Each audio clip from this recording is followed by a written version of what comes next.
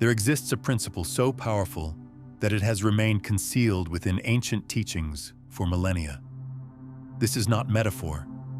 This is not inspirational rhetoric. This is an operational law that Thoth encoded in the mysteries of Amenti, a law that reverses the entire relationship between you and reality itself. When you embody this principle, everything you've been pursuing begins pursuing you. When you resist it, every action you take generates friction, limitation, and static. This is the law of reversal. You are applying it constantly, but in opposition to your own desires. This explains why your deepest wants remain perpetually beyond your grasp. You apply pressure, existence hardens. You clutch tighter, it withdraws. You articulate perfect intentions, yet the universe registers an entirely different frequency. What you're about to discover is how to interrupt that pattern and redirect the same law to work in your favor rather than against it. This is actionable truth. You will encounter lived examples, observable patterns, and one immediate practice you can implement today that allows you to experience reality responding to you without effort. Watch until the conclusion, because the integration protocol, the component that eliminates struggle and sustains results, appears at the end. No complex ceremonies, no elaborate methods, just clarity about alignment and an internal mechanism you already control. Here is what this means in direct terms. When you live from the law of reversal, you become a magnet, not through force or manipulation, but by clearing the interference that obstructs what is already traveling toward you. The systems that benefit from keeping you in perpetual pursuit will call this subversive, because it removes power from external structures and returns it to your sovereignty. Excellent. Let it be subversive. Your existence is not a transaction platform for commodified attention. It is a resonance instrument that reflects your most authentic frequency. Why does force produce failure? Because reality does not respond to your conscious declarations. It responds to your underlying resonance. When your baseline frequency is urgency, existence delivers circumstances that perpetuate urgency. When your baseline is scarcity, existence confirms scarcity. You consciously declare readiness, while your autonomic system broadcasts unresolved fear. The field responds to the unconscious transmission, never the surface statement. This is why you can labor intensely, recite affirmations religiously, and still experience yourself moving through molasses. The law of reversal corrects this fundamental misalignment. Rather than stacking more action onto a foundation of anxiety, you dissolve the anxiety that distorts your signal. You stop attempting to force open doors that were designed to open toward you. You stop managing variables beyond your control. You release the grip without releasing the vision. Then something profoundly unsettling occurs. The opportunity you were preparing to pursue arrives unannounced. The answer you could not strategize reveals itself as though it had been waiting for you to create space for it. Consider the moments in your history when relief preceded resolution. You wrestled with complexity until you exhausted your mental resources. You withdrew, not from defeat, but from authentic release. And clarity emerged through an unexpected message, an unplanned encounter, a detail that had existed in plain view but remained invisible until that moment. This was not coincidence. You synchronized with a law that favors equilibrium over excess, signal over interference. This is where most people object. So I should remain passive? Number. Strategic non-action is not passivity. It is action purified of fear-based distortion. It is movement originating from center rather than desperation. A flame does not combat darkness. It radiates. Water does not negotiate with gravity. It moves with it. When you abandon the struggle, you don't diminish, you sharpen. In a moment, you will practice this directly. For now, recognize the architecture. Control does not create, it constricts. You have been tightening your grip under the belief that you were directing your destiny. In reality, you were strangling the very channel that delivers it. Each time you mentally inspect progress, asking, "Has it manifested yet?" you disturb the development and delay the emergence. The gardener who understands natural law protects the environment and honors the timing. You will do the same with your internal landscape. But won't releasing effort mean losing what I want? Release is not abandonment of desire. It is sustaining desire without fear contaminating it. It is maintaining your vision with the same quality you hold your breath between ocean swells. Composed, unforced, stable. You do not petition reality. You inform it. You do not chase manifestations. You become the conditions that make manifestation inevitable. This is the framework you will inhabit throughout this experience. Intention initiates. Alignment amplifies. Surrender completes. Intention without alignment creates noise. Alignment without surrender stalls at the threshold of realization. All three form the complete circuit. By the end, you will understand how to sustain this circuit daily, even within external pressure and demands. If you have been conditioned to believe that relentless hustle alone produces results, examine that belief against your actual experience. When did life advance most rapidly? During periods of tension and forcing, or during periods of focus merged with inexplicable peace? How many of your most significant opportunities originated from communications you never anticipated? Doorways you never planned to approach? Connections you could never have orchestrated? The law of reversal does not negate effort. It makes effort effective. One essential clarification before we continue. Your mind will attempt to weaponize this as a manipulation tactic. I will release so that it manifests faster. That remains grasping in disguise. The field cannot be deceived by linguistic gymnastics. It registers the energetic weight you carry. What we are doing operates at a more fundamental and more radical level. We are dissolving the weight so your intention can emerge according to its natural timing. We are returning authority to the aspect of you that does not operate from panic. If you are prepared to test what has been encoded in symbol and myth, continue. In what follows, you will experience conscious surrender, the pivot point where outcomes stop evading you and start approaching you, and you will learn to replicate this in ordinary moments within the texture of your actual life. You recognize this rhythm.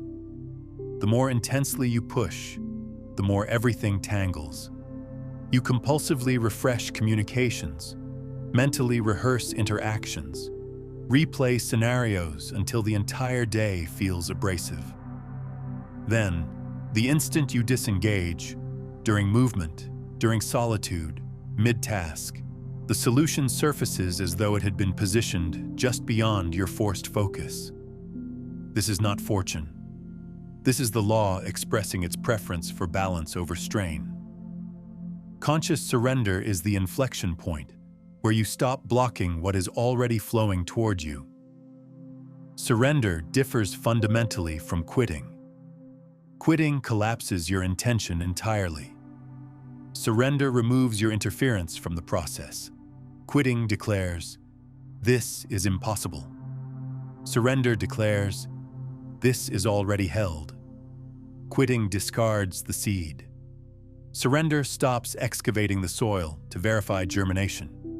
You maintain the intention, but you cease injecting fear into it. You allow the root to develop beyond the reach of observation. Observe how control manifests somatically in your body. The jaw contracts. Breathing becomes shallow and elevated. Your consciousness fractures into potential futures where you justify, defend, correct, and pursue. That internal turbulence broadcasts outward. The field organizes in response to that turbulence, delivering people and circumstances that mirror the tension you emanate. You encounter precisely the resistance your nervous system anticipates. You label it misfortune. It is actually consistency. Now reverse the scenario. Recall a moment when you experienced calm, not from apathy, but from a quiet internal resolution. The conversation you had intended to initiate came to you. The information you had been seeking appeared in a casual remark. You perceived an opening that had existed all along, waiting for you to soften your focus sufficiently to recognize it. In that moment, you performed no supernatural feat. You stopped obstructing the pathway. Conscious surrender begins with radical honesty. You acknowledge the forcing behavior. You recognize the grasping thought that insists, "Without my constant pressure, this will fail." You allow that thought to arise and dissolve. Then you return to the essential statement of your intention, clear and weightless, as though placing correspondence on a desk you trust absolutely. You do not track its journey.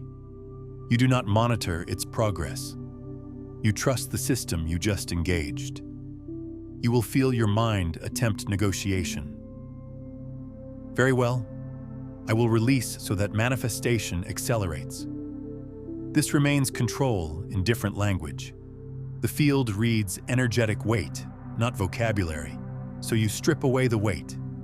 You remove fear-based timelines. You take whatever action is obvious and alive in this moment, and you stop manipulating what is already in motion. You become receptive rather than aggressive. This is how it registers internally when executed correctly. This outcome belongs to me through alignment, not through strain. I plant it once. I protect the environment. I respond to openings. There is no supplication in that frequency.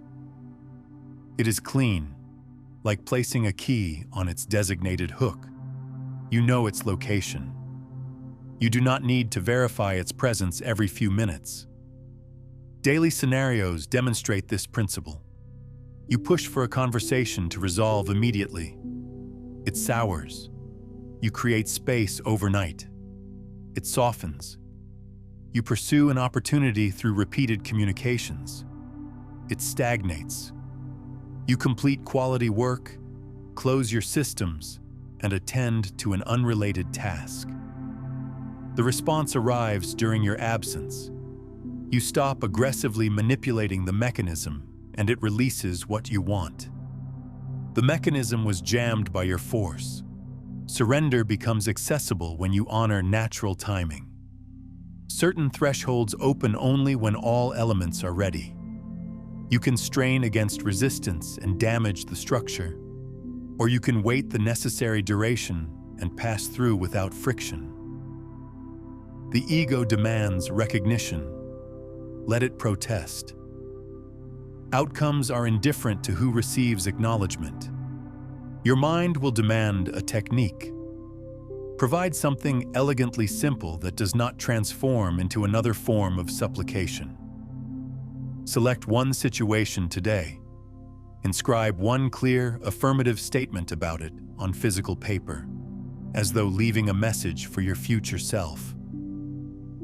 Position the paper somewhere you will not obsessively monitor it. Breathe deeply into your lower body, release tension from your shoulders, and state once, "This is handled." Then engage the next clean, ordinary action that has nothing to do with forcing that result. Respond to communications that genuinely require your response. Complete the task already positioned in front of you. Take the walk that returns you to embodied presence. For the next 24 hours, Refuse the compulsion to verify progress. If an opening appears, engage it. If not, do not disturb the field. You will feel the urge to interfere. Allow the urge to exist without acting on it. Notice what emerges in that created space. You begin distinguishing between genuine intuition and anxious impulse. Intuition is quiet and precise. Contact this person, examine this document, take this route. Anxiety is loud and diffuse. Do something, anything, immediately. One moves you with purpose, the other creates chaotic loops. You cooperate with the first and deliberately starve the second. What about ambition and drive? Maintain them. Aim with precision, execute with excellence, show up consistently. Surrender does not eliminate your edge. It removes the flinch that dilutes it. Athletes release excessive grip and their technique refines. Musicians stop overcompensating and the rhythm locks. You are not becoming passive. You are removing static so your action connects. Social pressure exists. People conditioned by urgency culture will equate panic with commitment. They will interpret your calm as indifference. Maintain your frequency regardless.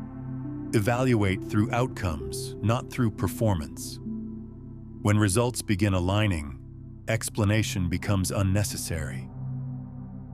Protect your field the way a skilled gardener protects newly planted ground. Limit what tramples it. Do not invite conversations that introduce doubt. Do not consume information designed to trigger fear responses. Do not narrate your process to anyone who requires your anxiety to feel secure themselves. Keep it simple. You know what you planted, and you will witness it when it emerges. If you need a physical reminder, select one. A stone positioned on your workspace, a piece of jewelry. Each time the urge to check status rises, contact the reminder and return to the statement you created in the morning. Not to repeat compulsively, not to push, but to remember.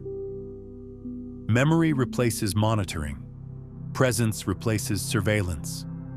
If nothing manifests immediately, you just trained the only capacity that matters, holding intention without leaking desperation. Once you can sustain that clean signal for extended periods, the field has sufficient quietness to orchestrate the movements you could never manually arrange. Everything you encounter responds not to your stated words, but to the signal you carry in stillness. That signal is your dominant emotional state. Call it the quantum field, the subconscious mind, the invisible substrate. Language varies, mechanics remain constant. It receives whatever you emotionally register as true and organizes events to validate it. Wanting speaks with volume. Feeling speaks with authority.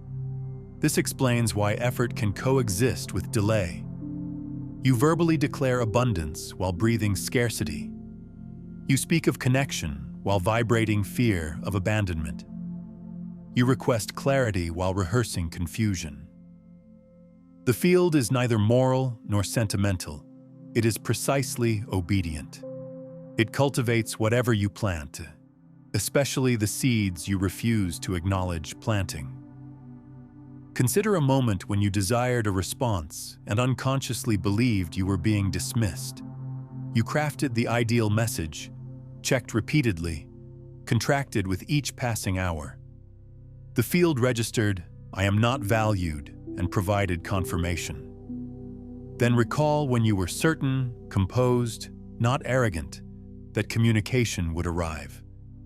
You sent one clear message and moved forward. The response came as though scheduled. The difference was not in your words, it was in your gravitational field. Here's the mechanism in one statement. Your most consistently practiced emotion becomes your attractor. Rehearsed anxiety generates stuck doors. Practiced certainty generates opening doors. This is why the law of reversal begins internally. You do not force outcomes. You upgrade the baseline frequency that outcomes respond to. How do I transform a feeling without self-deception? Do not overlay positive language on top of fear. Select the next most honest feeling that exists at a higher frequency than fear and stabilize there. Not fantasy, adjacency. When panic states, nothing functions, the next authentic step is not everything is perfect. It is, some things are functioning and I can build from those. The field accepts that frequency because you can genuinely embody it.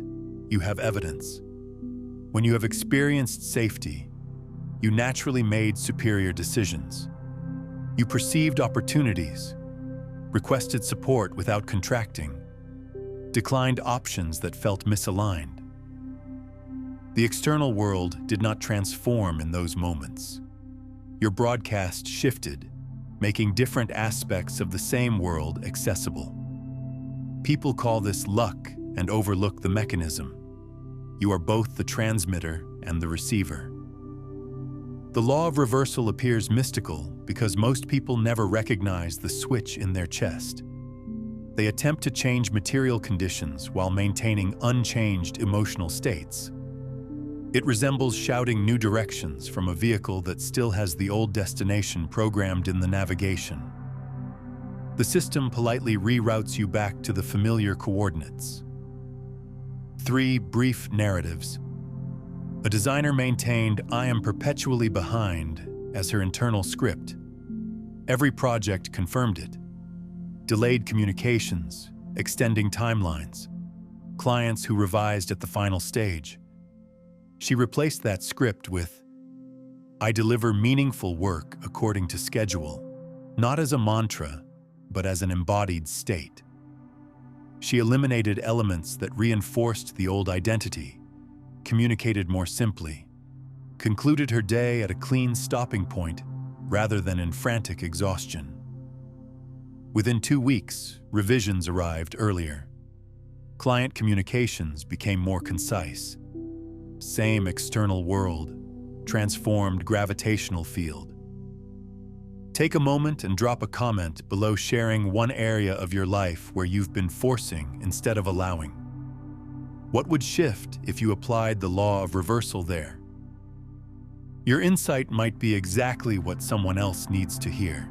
Someone I know obsessed over a relationship that remained undefined. His broadcast was, "Demonstrate I am safe." The field generated ambiguity to sustain that request. He shifted to, "My safety is internal, and I am drawn to people who mirror that." He stopped analyzing communications for hidden meanings and invested evenings in genuinely nourishing activities. The tension dissolved. Clarity emerged. Both people recognized the misalignment without conflict. An entrepreneur pursued a partnership like someone fleeing a closing threshold. He reframed to, "The aligned partners enhance both my peace and my prosperity." He released one compelling option that created contraction in his chest, and with that freed attention, recognized a smaller, cleaner opportunity that multiplied. The field had not been punishing him. It had been reflecting the pressure he believed was necessary. Common element. None of them increased their actions. They carried different atmospheric conditions. What about affirmations? Language is useful when it serves as an anchor for a state you can authentically hold. The field does not read your sentence. It reads the state your sentence generates within you. If a phrase creates tension through disbelief, it works against you. If a phrase creates steadiness, maintain it. What about visualization? Valuable when it culminates in peace. Visualize the result until your nervous system softens and remains there. If you conclude more desperate than when you began, you rehearsed scarcity. Close the practice. Engage one grounded action you would take if you already possessed what you want. The action is not to manipulate reality. It is to train your baseline frequency. Today, provide the engine with clean input. Select one domain: resources, vocation, relationships, vitality. Write one statement you can genuinely believe that elevates your frequency by 1 degree. I make clear decisions that generate steady resources. Or, I enjoy exchanges that feel reciprocal. Or, I treat my body as though it is already returning to wellness. Read it once. Allow your breath to descend. Now behave for the next hour as the person for whom that statement is obviously true. Not performance. Simply choices aligned with that frequency.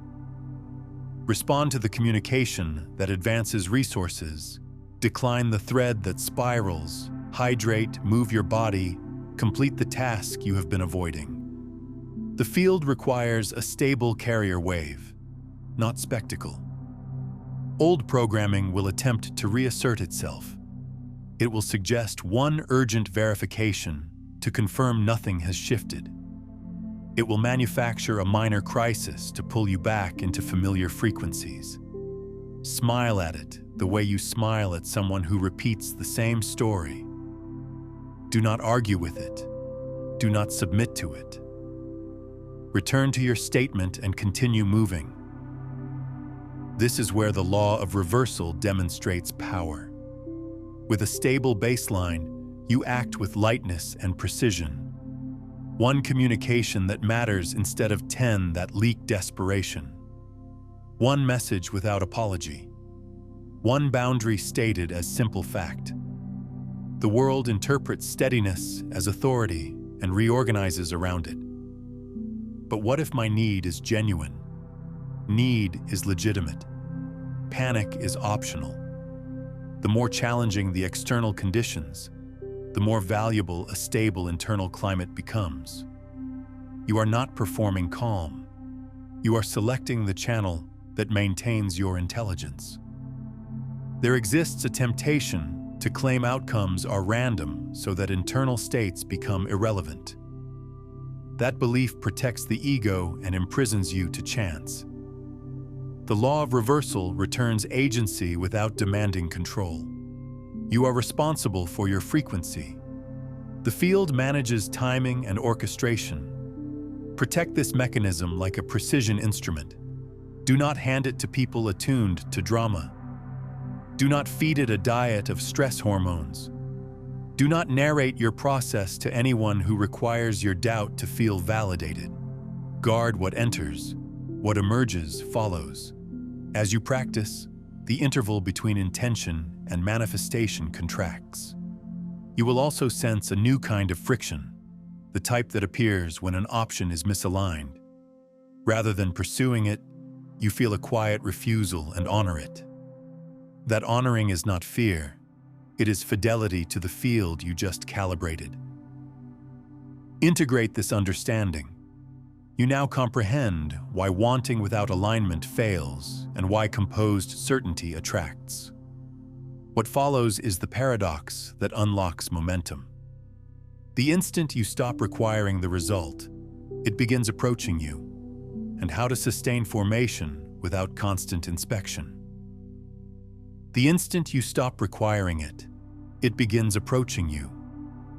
You have experienced this. You pursued a communication until the connection became brittle. The day you released it from attention, the response appeared. You pressed for a conversation until it hardened. After creating space, it softened. The paradox is not supernatural. The field prefers balance, not excess. Requirement is excess. Peace is balance. When you release the clutch, the engine engages. Release is not loss of interest. It removes the weight that prevented the result from landing. You maintain the intention. You dissolve desperation. You stop narrating timelines to the universe as though panic were strategy.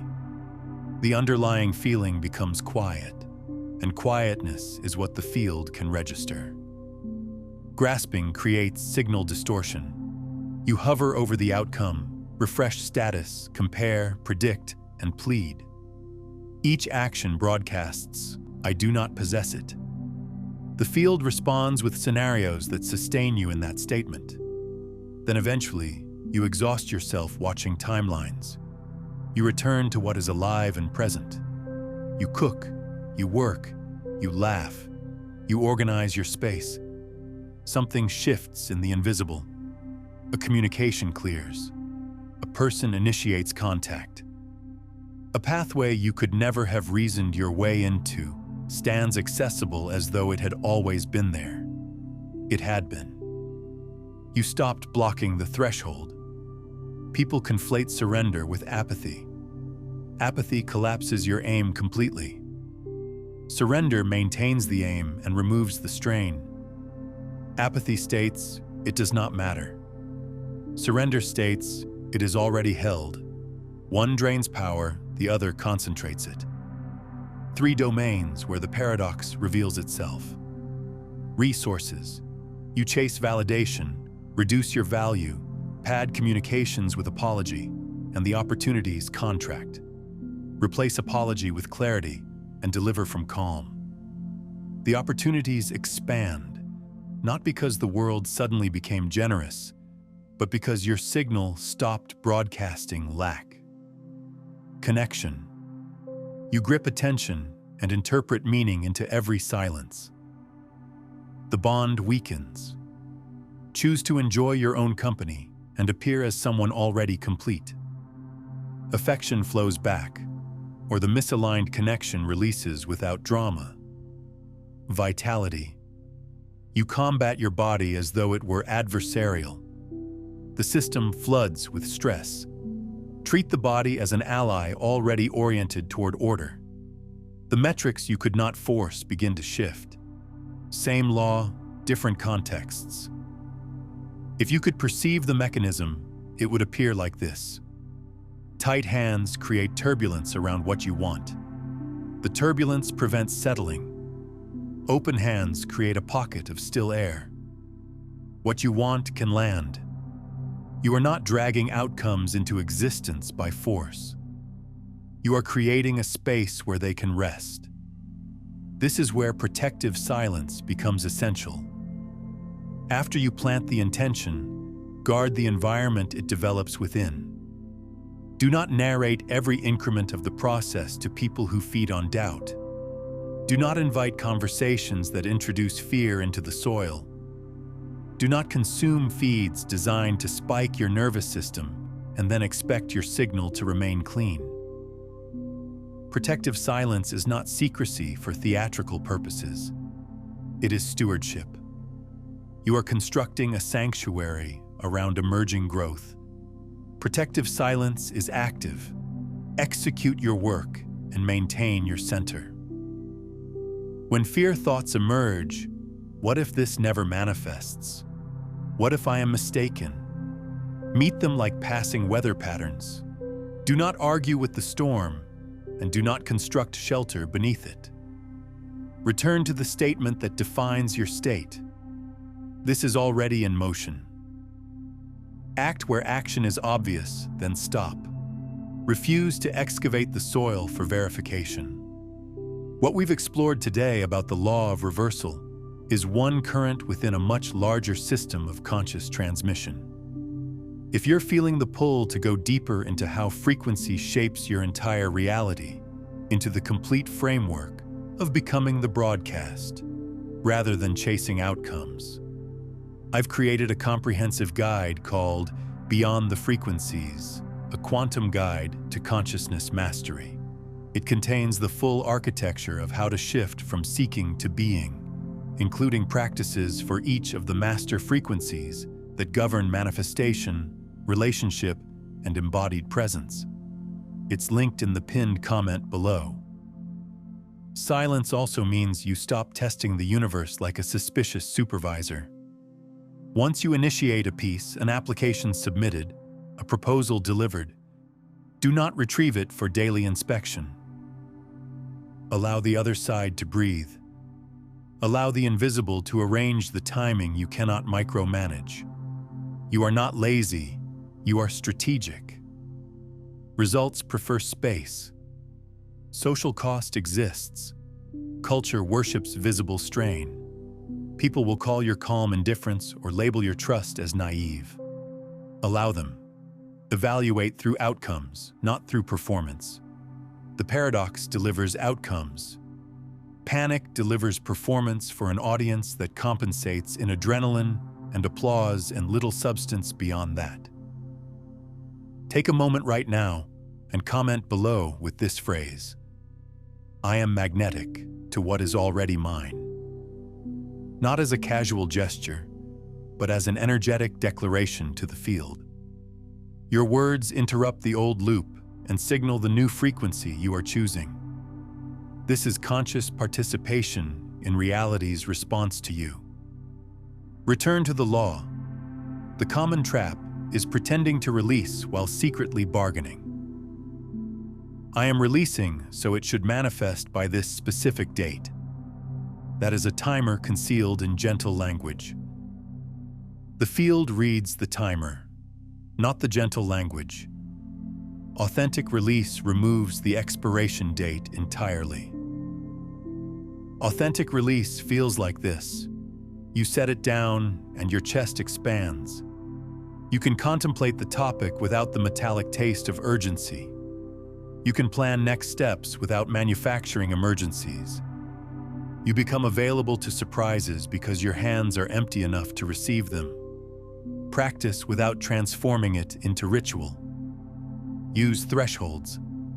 Each time you cross a doorway today, home to street, workspace to kitchen, meeting to corridor, mentally place your intention back on its hook. Not to repeat, to remember. The hook is trust. The room you are entering is your life. Live it while the field orchestrates. The fewer times you pick the intention up to verify its pulse, the stronger it develops. You will notice resistance. A voice will demand that you maintain vigilance. Allow it to speak and fade. Direct your attention to what is already responding. Communications you can answer cleanly. Work already in flow. People who meet you with clarity. Momentum loves witnesses. Become one. Old options will reappear disguised as urgency. They will request you to prove desire by abandoning peace. Decline graciously. The moment you compensate with anxiety again, you re-enter the chase. The law of reversal is not a technique you apply once. It is a standard you maintain. When the result manifests, and many will manifest more rapidly than you anticipate, resist celebrating as though ending a drought. You do not owe scarcity a celebration. Acknowledge, integrate, and sustain the frequency. The objective is not to win one outcome by accident. The objective is to inhabit a climate where outcomes continue finding you because you refuse to contaminate the atmosphere. You do not need a new life to live this. You need a new baseline.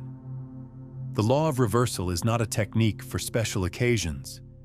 It is how you carry yourself from waking to sleeping, so results continue finding you without you feeding the chase.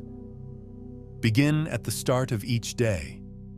Before communications and noise, establish one clean intention in a single statement. State it once as though placing correspondence on a reliable desk. Then behave as the person for whom that statement is already obviously true. Not performance. Simple choices that match the frequency. If the intention is clarity, write clear communications and stop padding them with apology. If the intention is prosperous work, move one task that actually advances revenue and decline the distractions that consume hours. Maintain a simple rule for action. If it contracts your chest, it is a refusal for now. If it steadies your breath, move. This is not superstition. It is a rapid assessment of whether you are about to leak desperation or transmit certainty. You are training your instrument. Keep it calibrated. Maintain honest timing. Do not attach a fuse to outcomes. Remove the silent timer that transforms trust into bargaining. When the urge to verify status flares, contact your anchor, stone, jewelry, the edge of your workspace, and return to the statement you established in the morning. Memory replaces monitoring. Presence replaces surveillance. Work cleanly. Execute the obvious next step that belongs to you. Then stop where stopping is intelligent. Leaving clean edges is not laziness. It is respect for the field orchestrating the components you cannot reach. Micromanagement is noise. Precision is signal. Guard your inputs. Do not hand your frequency to people nourished by your doubt. Do not consume rooms designed to spike stress hormones and then expect your frequency to remain stable. Speak less about what is forming and more about what is already real. Gratitude is not performance. It is an atmosphere that tells the field, continue. Use thresholds to reset. Each doorway you cross today is a quiet switch. Workspace to corridor, corridor to street, street to home. At each threshold, place the intention back on its hook, not to chant, to release the clutch again. You are training the body to find center without effort. If this understanding is touching something real in you, if these words are landing in a place that recognizes their truth, then I invite you to subscribe. Not just to this channel, but to this frequency, this space, this conversation that continues beyond any single video. Subscribe to stay in this field of conscious creation, where we explore the invisible mechanics that shape visible reality. Handle setbacks without breaking the circuit. When something slips, do not declare the law broken. Correct your baseline and move the one lever you still control, the state you carry. Apologize cleanly if necessary. Repair what is yours to repair, and refuse the spiral that demands a performance of despair. Results do not respond to theatrics. They respond to steadiness. Speak to others from this steadiness. Do not argue for your value. Embody it. Communications shorten. Requests become precise. Boundaries stop sounding like threats and start sounding like facts. People who match your frequency feel relieved. People who feed on drama lose interest and drift. Allow them to drift. Space is part of delivery. Expect tests. Old options will return dressed as urgency. They will request you to compensate with anxiety to prove you still care. Decline graciously. A closed door is not punishment. It is confirmation that you are complete buying results at the old price. Notice how the field contracts the gap. Communications arrive without chasing. Introductions occur at the edge of ordinary tasks. Problems dissolve when you stop narrating them into larger problems. You are not summoning supernatural events. You are removing friction so timing can be graceful. Here is what most people miss about this process. The law of reversal does not merely change what arrives in your life. It transforms who you become in the process of receiving. Each time you choose calm over panic, each time you select trust over control, you are literally rewiring the neural pathways that have kept you locked in pursuit mode. Your brain begins to recognize that safety does not require constant vigilance. Your nervous system begins to understand that provision does not demand exhaustion. This is where the ancient wisdom and modern neuroscience converge. What Thoth encoded as spiritual law, we now understand as neuroplasticity. You are not just applying a technique, you are restructuring your relationship with reality at the most fundamental level. The repetition is not the affirmation you speak, it is the state you return to. Every time you catch yourself spiraling into checking, monitoring, forcing, and you consciously return to center, you strengthen the pathway to that center. Eventually, center becomes your default rather than your destination. Consider how this plays out across different time horizons. In the immediate moment, when you release the grip, you feel physical relief. Your shoulders drop, your jaw releases, your breathing deepens. This is not just relaxation. This is your body exiting survival mode and entering creative mode. These are two fundamentally different operating systems, and they produce fundamentally different results. Over days, you begin to notice synchronicities multiplying. The right person mentions the exact resource you needed. A conversation takes an unexpected turn that opens a door you did not know existed. An obstacle that seemed immovable suddenly shifts with minimal effort.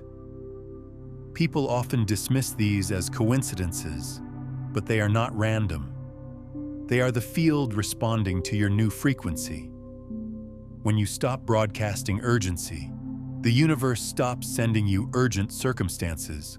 Over weeks, your entire decision-making process transforms. You start recognizing the difference between opportunities that genuinely align and opportunities that simply trigger your scarcity programming. The shiny distractions lose their grip on you. You develop what ancient traditions called discernment, and what we might now call energetic literacy.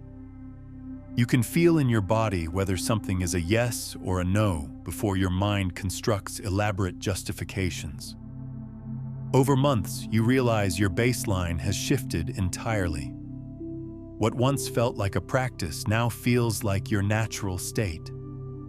You no longer have to remind yourself to release control because you have embodied the truth that control was always an illusion. You move through your days with a quality of presence that others can feel even when you are not speaking. This is what it means to become magnetic. Not that you are doing something to attract, but that you have removed everything that was repelling. The depth of this transformation cannot be overstated. You are not just changing your circumstances, you are changing your identity. The person who chases is not the same person who receives. The person who forces is not the same person who allows. This is why the law of reversal can feel destabilizing at first. You are quite literally dying to an old version of yourself, the version that believed love meant suffering, that success meant struggle, that worthiness had to be earned through perpetual effort. What emerges on the other side is someone who understands that your value is intrinsic, not conditional. Someone who knows that the universe is not withholding from you, but waiting for you to create the conditions for receiving. Someone who recognizes that every moment of frustration in your past was not evidence of your inadequacy, but evidence that you were applying force where flow was required. There is also a relational dimension to this work that deserves attention. As you shift into this new way of being, your relationships will either deepen or complete. People who were attracted to your struggle will find you less interesting. People who resonate with your peace will find you magnetic. This is not a loss, even when it feels like one. You are not pushing people away. You are allowing natural alignment to reveal itself. Some relationships will transform beautifully. That friend who always vented their anxiety to you will either learn to regulate their own nervous system, or they will drift towards someone else who will participate in that pattern. That family member who criticized your calm as irresponsibility will either recognize the evidence of your results, or they will maintain their need to see you as reckless. In both cases, your work is not to convince them. Your work is to remain in your frequency and allow the field to sort what belongs and what does not. Intimate partnerships become particularly interesting laboratories for this principle. When you stop seeking completion through another person and start showing up as already complete, the entire dynamic shifts.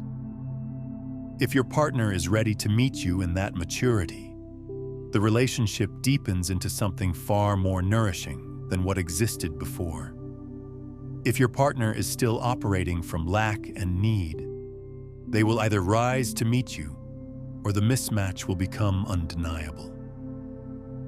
Either outcome serves your evolution, even when one is more painful than the other. In your professional life, this shift creates what appears to be uncanny luck. You stop accepting projects that drain you, and suddenly better projects appear. You stop tolerating clients who disrespect your boundaries, and clients who value your expertise arrive. You stop performing your worthiness, and your work speaks for itself with a clarity that requires no justification. What is actually happening is that you have stopped sending mixed signals. The field no longer has to deliver circumstances that match your internal conflict, because there is no longer internal conflict to match. When results land, integrate rather than exploding. You do not owe scarcity a celebration. Acknowledge, stabilize the gain, and maintain the climate that made it possible. You are building compounding evidence inside your nervous system that calm functions. That evidence is the real wealth. It makes the next decision simple. But here is where many people stumble. They apply this law, they see results, and then they immediately return to old patterns because success triggers a different flavor of fear. The fear that you will lose what you just gained. The fear that this was temporary luck rather than sustainable alignment. The fear that you do not actually deserve what just arrived. These fears will attempt to pull you back into monitoring, controlling, and forcing. Recognize them as the old identity making a final protest before it dissolves completely. The mastery is not in applying the law once. The mastery is in maintaining the law as your permanent operating system, regardless of what appears or disappears in your external circumstances. When something you wanted arrives, you receive it with gratitude and continue in the same frequency. When something you wanted does not arrive or arrives differently than you imagined, you remain in the same frequency. This is what the ancient texts meant by equanimity. Not that you do not care about outcomes, but that your internal state does not fluctuate based on external conditions. This level of stability is what allows you to build genuinely sustainable success, rather than the boom and bust cycle that exhausts most people. You are no longer riding the emotional roller coaster of hope and disappointment.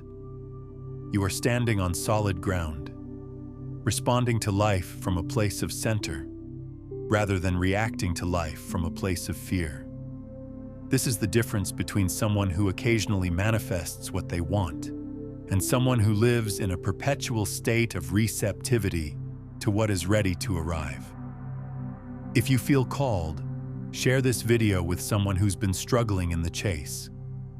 When you transmit these principles outward, you're not just helping them, you're reinforcing your own embodiment of this frequency. Each time you articulate these truths to another, you deepen your own cellular understanding. You create an energetic ripple that returns to you multiplied, and you might just provide the exact mirror they need to recognize what's been true all along. If you lead others, transmit this culture. Praise precision, not panic. Reward clean stops, not heroic rescues of self-generated emergencies.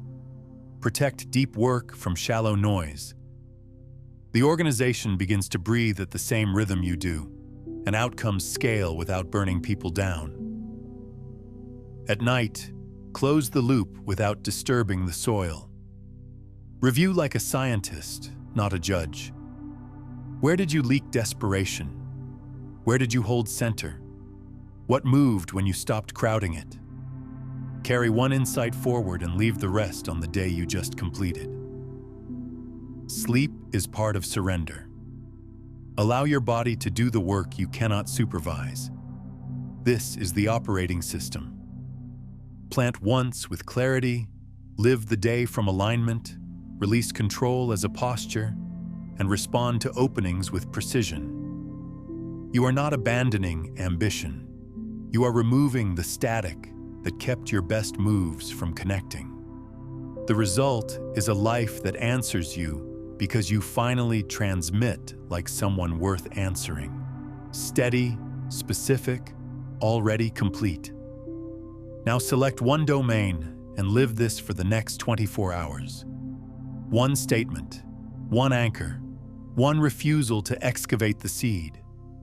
Drop one word in the comments below that captures the energy you are choosing moving forward. Not an explanation, just one word, your energetic signature to the quantum field. And if you have not yet subscribed, subscribe now, not just to stay connected, but to stay coherent, to stay elevated, to remain in this frequency as we continue exploring how consciousness shapes reality. The more of us who embody this truth, the more the world reflects that truth back. You may be the mirror someone else needs today, and if you want to go deeper into applying this without force, there is more waiting for you. Continue and keep the frequency. What you've discovered today about releasing the chase is only the beginning of understanding your true nature. Once you recognize that you are not separate from the field, but are the field itself expressing through form, everything transforms. The next step in this journey reveals how to live from that recognition, rather than just understanding it intellectually. When you stop identifying as the seeker and recognize yourself as the very consciousness that creates what you seek, you move beyond manifestation into pure embodiment. That's what we explore in the final phase of awakening, when you realize you are the field. This understanding completes what we've begun here today.